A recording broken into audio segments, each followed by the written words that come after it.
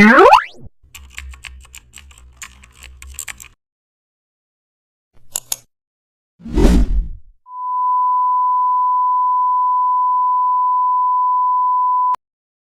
back to the channel, and don't forget to like, share and subscribe for more updates.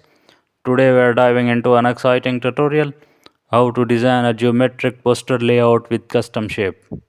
Start with white background and select custom shape tool, and also draw overlapping polygons and circles.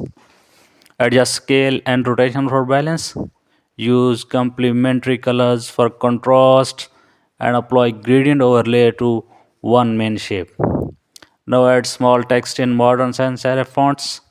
Use layer mask to fade some shapes softly, and now apply drop shadow for realism. This abstract style is great for modern posters. Everything feels organized thanks to custom